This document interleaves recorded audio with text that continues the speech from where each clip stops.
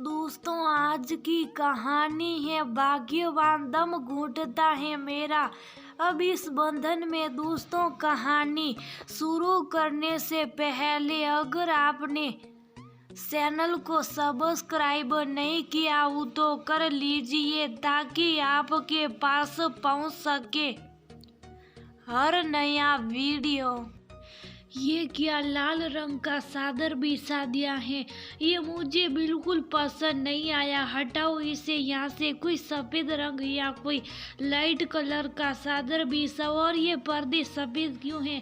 इसकी जगह गहरे रंग का पर्दा लगाओ ताकि बाहर की रोशनी अंदर ना आ सके। जब मैं सोता हूँ तो मुझे बाहर की रोशनी बिल्कुल पसंद नहीं लगती है। 1 साल होने को आया, अभी तक तुम्हें मेरी पसंद और नापसंद पता नहीं चली। आज तक मैंने अपने कमरे को अपनी मर्जी से रखा है और आगे भी ऐसे ही रहेगा। कुणाल अपनी पत्नी ज्योति को कहता है। ज्योति बोली, ये आप कैसी बातें कर रहे हैं? ये कमरा बस आपका नहीं, हमारा है। शादी के पहले मैंने बड़े प्यार से सभी चादर अपनी पसंद से ली थी। लोग कहते हैं लाल रंग प्रेम का प्रतीक होता है। आपको लाल रंग की चादर पसंद नहीं है। 1 साल होने को आए, मैं अपनी मर्जी से ना तो पर्दे बदल पाती हूँ ना चादर। ये तो बहुत गलत बात है। तभी उधर से ज्योति की सास बीना जी आई और बोली, क्या बहू 1 साल हो गए फिर भी छोटी छोटी बातों को लेकर तुम सुबह सुबह बहस शुरू कर देती हो। शादी के बंधन को समझो। एक लड़की का उसके पति के प्रति अपनी जिम्मेदारी और समर्पण को ध्यान में रखोगी तो ये सब बातें बेमानी लगेगी। ज्योति बोली, मम्मी जी, शादी को बंधन किया इसलिए कहते हैं कि शादी के बाद लड़की की कोई मर्जी नहीं चलती। मैं तो कोई इतनी बड़ी मांग नहीं कर रही हूँ कि मुझे बंगला, कार या नौलखा हार दिला दो। मैं तो बस अपनी खुशी इन्हीं छोटी छोटी चीज़ों में ढूंढती हूँ। मुझे अपने कमरे की चादर भी अपनी पसंद से बदलने का अधिकार नहीं है।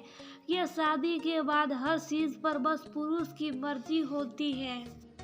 बीना जी बोली, तुम बात को कहां से कहां तक ले गई? क्या तुम्हारे घर वालों ने ये नहीं सिखाया था कि शादी के बंधन में बंधने के बाद अपनी कुछ मर्जी को त्यागना पड़ता है? ज्योति बोली, मैंने घर में यही सीखा था कि परिवार में हर किसी की रजामंदी से ही कोई भी चीज होती है। जहाँ तक दूसरे की खुशी की बात है, कभी कभी त्याग किया जा सकता है, पर हर बार कोई एक ही त्याग करे ये तो विवाह के वक्त पंडित जी ने भी नहीं बताया था। वो ने तो कुछ और ही वचन बताए थे जो मुझे तो याद है, शायद सामने वाले भूल गए। इतना कहकर ज्योति उदास मन से कमरे से बाहर चली गई। बीना जी कुणाल से बोली, बेटा तुम इसकी बातों पर ध्यान मत दो, धीरे धीरे तुम्हारी पसंद इसकी पसंद बन जाएगी। जब तुम्हारे दोस्त तुम्हारा इंतजार कर रहे होंगे, इसकी बातों में आकर क्यों अपनी शाम खराब कर रही हो? मैं बहू को कहती हूँ रात के खाने में तुम्हारी पसंद का मशरूम बनाए, वह तो तुम्हें बहुत पसंद है। इतना कहकर बीना जी ने बड़े दुलार से अपने बेटे को बाहर भेज दिया।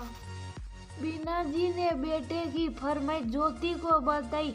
ज्योति बोली, ठीक है मम्मी जी, मैं आप सबके लिए मशरूम बना दूंगी और अपने लिए मैं कुछ और बना लेती हूँ। बीना जी बोली, क्यों बहू, जब मशरूम बन ही रहा है तो दूसरों की सब्जी क्यों बनाओगी? ज्योति बोली, मम्मी जी, मशरूम से मुझे एलर्जी है, मैं वह नहीं खाती। ये बात तो आप पहले से जानती हैं। बीना जी बोली, ये क्यों नहीं कहती कि तुम्हारे घर में कभी मशरूम बनता ही नहीं था? लगता है तुम्हारे घर में तीनों टाइम बस दाल चावल बनता था। इतना कहकर बीना जी वहां से चली गई। ज्योति उदास मन से खाना बनाने लगी। तभी उसकी माँ सुमन जी का फोन आया और बेटा खाने में क्या बना रही हो? ज्योति ने पूरी घटना बताई तो सुमन जी बोली, ज्योति शादी के बाद कुछ रिश्ते में बहुत एडजस्ट करना पड़ता है। कुछ तो समय रहते ही पटरी पर आ जाते, पर कुछ रिश्तों को वक्त लगता है और उसमें अपनी सूझबूझ और धैर्य भी बनाए रखना पड़ता है। ज्योति बोली, माँ, दूसरे की मर्जी को एंड जस्ट का नाम मत दीजिए। क्या ये सब नियम बस लड़कियों के लिए ही है? माँ ने बेटी को धैर्य रखने के लिए कहा। ज्योति ने भी थोड़े वक्त के लिए अपने मन को संभाला और फिर खाना बनाने में लग गई। कुणाल थोड़ी देर से आए, फिर ज्योति ने खाना लगाया। लगता था कुणाल का मूड कुछ उखड़ा हुआ था, जरूर किसी से वाद विवाद हुआ होगा।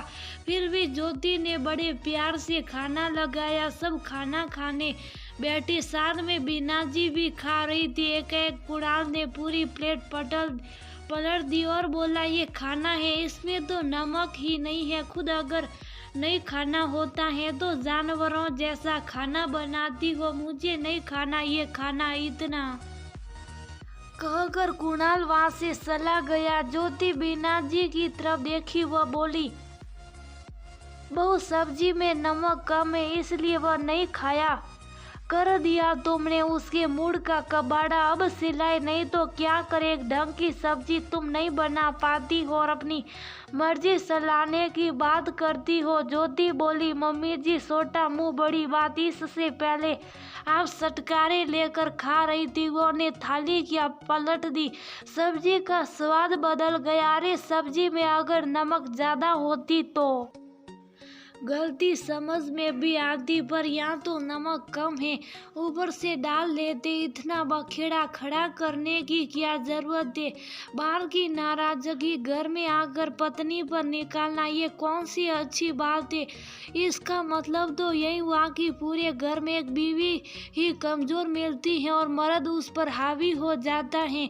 आंखों में आंसू लिए ज्योति बिखरे हुए खाने को समेटने लगी और वही बीना जी अपनी पूरी थाली खत्म करके फिर आराम से डकार मारती हुई अपने कमरे में चली गई, मानो उन्हें बहू की तकलीफ से कोई फर्क ही नहीं पड़ता है। एक दो दिन कुणाल मुंह फुलाए रखा। ज्योति ने भी सोचा कि अब वो बिना गलती के कुणाल को मनाने नहीं जाएगी। एक शाम कुणाल देर रात तक नहीं आया तो ज्योति अपना खाना निकाल कर खाने लगी। बीना जी आकर बोली, बहू, तुम कैसी पत्नी हो, तुमसे खाया कैसे जा रहा है? पता नहीं तुम्हारे पति ने खाया होगा या नहीं। ज्योति बोली, मम्मी जी, यही सवाल आप उनसे कभी नहीं करती जब वह रात को खाना खाकर आते हैं। हर सवाल बहू से ही क्यों? शादी के बंधन में बंधी खुद को गुलाम नहीं बनाया है। औरत कोई बेजान पुतला नहीं है जो हर कोई अपनी मर्जी से उसे चलाए। आज आखिरी दफा मैं कह रही हूँ, मैं अपनी मर्जी की खुद मालिक हूँ और मुझे पता है जब मैं कोई गलत काम नहीं कर रही हूँ तो मुझे कोई हर बात पर ताने दे। अब ये मुझे मंजूर नहीं है। इतना कहते हुए ज्योति ने अपना खाना खत्म किया और अपने कमरे में चली गई। ज्योति ने पहली बार आवाज उठाई, जो कि बीना जी को बिल्कुल पसंद नहीं आया। जब बेटा घर आया तो बीना जी ने पूरी बात रो रो कर सुनाई। कुणाल गुस्से में अपने कमरे में गया और सोती हुई ज्योति को उठाया और उसे एक थप्पड़ लगाते हुए बोला, तुम्हारी हिम्मत कैसे हुई मेरी माँ से इस तरह से बात करने की? निकल जाओ इस कमरे से, मैं तुम्हें देखना नहीं चाहता। दम घुटता है मेरा भी इस बंधन में। एक पल को ज्योति अवाक रह गई। जैसे ही कुणाल संभला, ज्योति ने एक जोर का थप्पड़ उसे बदले में दिया और बोली, दम तो मेरा भी घुटता है कुणाल बाबू, पर मैं इस रिश्ते को मौका दे रही थी। और जहाँ तक इस कमरे से निकलने की बात है, इस कमरे पर और इस घर पर मेरा भी अधिकार है। आज पहली और आखिरी दफा है जो आपकी गलती माफ कर रही हूँ। इसके बाद अगर आप दोनों ने मेरे साथ गलत व्यवहार किया तो इस कमरे से सीधे लोहे के कमरे में आप दोनों नजर आओगे। और हाँ, अगर आपका इस कमरे में दम घुट रहा है तो आप दूसरे कमरे में जा सकते। गुस्से में कुणाल वहाँ से निकल गया। बीना जी बोली, बहू, तुम्हें शर्म नहीं आती? कोई अपने पति पर हाथ उठाता है?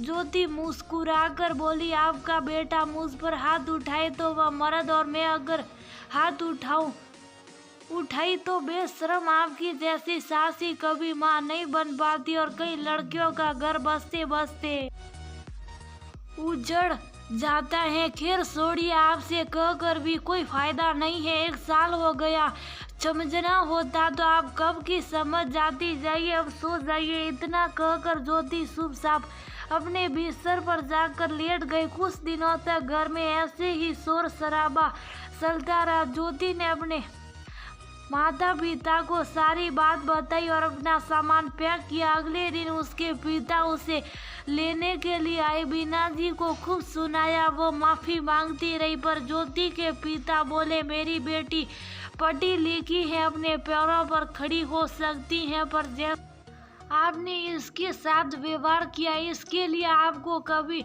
माफी नहीं मिलेगी। इसके लिए चाहे मुझे कोर्ट क्यों ना जाना पड़े।